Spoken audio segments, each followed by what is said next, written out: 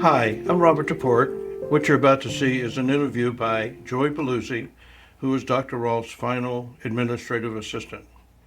When I first met Dr. Rolf in Big Sur, California, I decided I wanted to study with her. One thing led to another, and I ended up in her last elementary class, which I essentially failed. Dick Dimmerly, her son, who I did my first auditing class with, came out to California, convinced her that I could move to New Jersey, live at his house with his three sons and his wife. In his busy practice, I could Rolf three people under his supervision, take his class that summer, and get my certificate, which I did. While living at Dick's house, I realized that whenever Dr. Rolf was in town, she bothered him a lot about doing this and doing that. One day I said, I'll take all that off your plate. He said, great, she's coming in town next week. Go pick her up. So I went to the airport and I picked her up and I brazenly said, hi, remember me? I'm going to be your East Coast business manager. She kind of looked at me and gave me that Dr. Rolf look and said, well, do you have $5 for my bag? And I happened to have $5. There are many times in life I didn't have $5, but that day, fortunately, I did. We got her bag. We put it in the back of my pickup truck. She did not blink on getting in my pickup truck. And on the way home, she said she needed a administrative assistant or secretary. And over the next 4 years, I found all of her administrative people. This is Joy Belluzzi, the last person that was with her throughout the end of her life. When I told Dr. Rolf that I found a new person, her name was Joy, she said, I hope not, and laughed. Joy turned out to be the perfect choice for Dr. Rolf's end of life journey. I've known Joy for close to 50 years. Joy ultimately became a Rolfer. She married Dr. Rolf's other son, and she's been involved in the Rolf Institute forever. She's one of the unsung heroes of the Rolfing world. Hopefully you'll enjoy this interview with her. My name is Joy Belluzzi. I was Dr. Rolf's last personal assistant. I had been Rolfed in California, and I moved to Philadelphia, and I was in an S seminar, and there was a guy named Robert Toporek who used to stand up every week and talk about Rolfing. One time I asked him if I could meet Dr. Rolf, and he said no, they didn't do that kind of thing. But then a couple of weeks later, he came up to me and said, aren't you the girl who wanted to see Dr. Rolf? And I said, yes. I'd never asked to be introduced to anybody before, but I was curious about her. He said I should come to his house for her 82nd birthday party, and I did. Sometime later, he asked if I was interested in being her personal assistant. I said, oh, I wasn't really, because I needed to get my life back on track. But if they didn't find anybody to ask me later again, I thought about it for quite a while and decided it'd be interesting to hang out with somebody like Dr. Rolf, who's an expert at what she did. She hung out with a lot of interesting people, knew a lot of interesting stuff. So I said I would take the job for a year. I would be with her. I started with her, I think, in July of 1978, and she died in March of 79. So I wasn't with her a whole year, but it changed my whole life because I really grew to appreciate and love her and wanted to be part of the work that she had created. So after she died, I decided I wanted to be a Rolfer. What was the most fun time you had with her? Gosh, somehow a couple of times I traveled with her, once down to Jamaica to a electro clinic when she was diagnosed with cancer. It was challenging at times, but it was very different and a memorable time down there.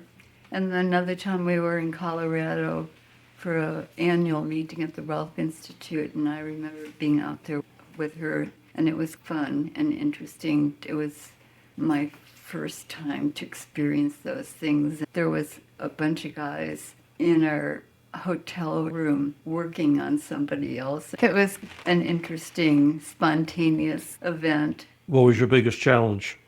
Dealing with her.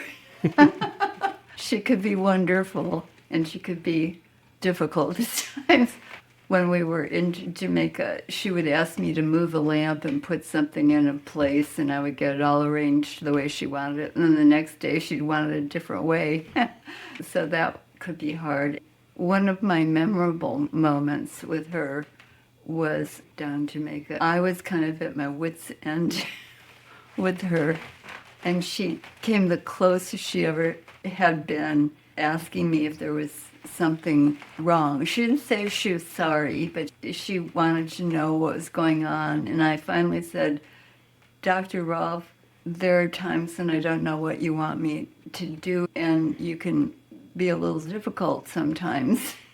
And she looked at me and said, my dear, I've had she was 82 at the time, a long and challenging life. It's been difficult at times. If I'm rude sometimes, it's because I had to be hard about things to get across what I wanted to. And it was a very touching moment where she kind of opened up and was trying to explain why she was the way she was sometimes. In the very beginning, I would get home on a Friday night and burst into tears. But it was touching for me to be able to be with her during this time of closure. It was an honor, really, to be there with her.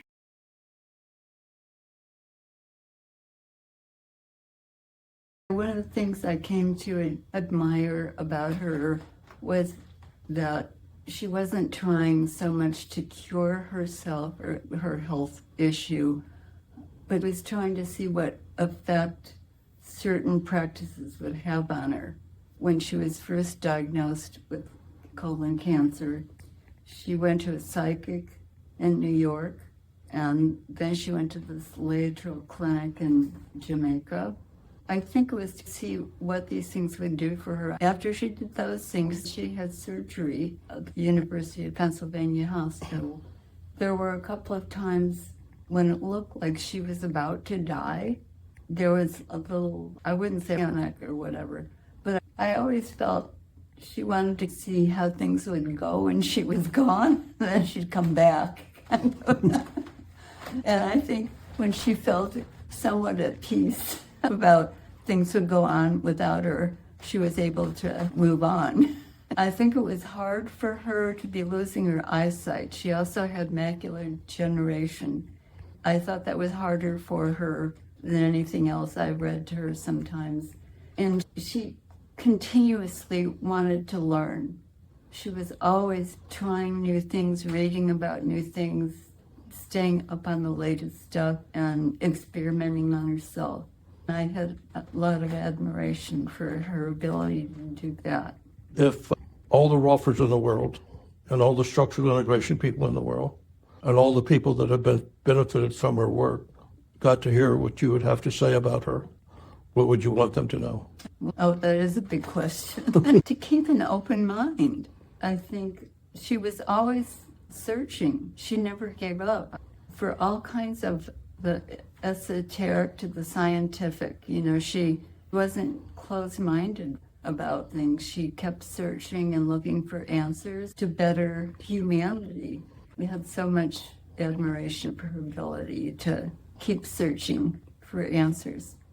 How has that all impacted your life? Well, one time wrote a little article where I said it gave me a future, a focus, a family, a purpose in my life. So it totally affected my whole life, my work, my home life, and just having an attitude of trying to be healthy and the best you could be. And things do happen to all of us, like my stroke. And you still want to keep going on, not to give up. You had a unique position with her because you married her son, Yes. had one of her grandchildren, Yes. and became a Rolfer, right? I did marry your son, and we had a good life. And I do have a son, so it affected me on many levels. Anything else you want the world to know? She was a unique individual and was ahead of her time. She really did a lot. She was very smart, and her ability was underappreciated. What would you say her relationship with me was like? It was kind of playful at times. She had respect for you. You really promoted what she was doing and helped her move her work forward in the world. She had an uncanny way of seeing through people, and I think she must have known that you would be doing that.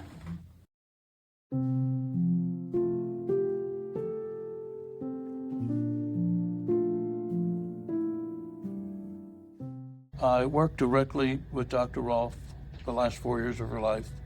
The last year of her life, she wanted to do a project that would demonstrate, document, and promote the benefits of Rolfing babies and children, which I have continued to do for almost 50 years. Now that I'm 78 and a half, it's time to pass the baton to the next generation. In my digital inclusion project, we've distributed 25,000 computers. We have access to over 1,000 families who have babies or children with developmental challenges that would benefit from being Rolf, but would never be able to afford it. Well, the goal is to take 3 or 4 families 1 day a week, take them to the 10 sessions, hire a staff to manage the whole project, videotape it, document it, edit it, and then do the next 3 or 4 families by bringing other Rolfers into the project, and then continue to expand that until we're doing it every day of the week until we reach 100 families. By doing that, we will be able to let the world know the benefits of Rolfing for babies and children of all kinds, of all ages, of all races, and of all income. Feel free to contribute. You can go to my website, www.teamchildren.com, make a contribution, or you can call me directly. What I've learned over the last many years is that every contribution makes a difference. So feel free to contribute. Thanks.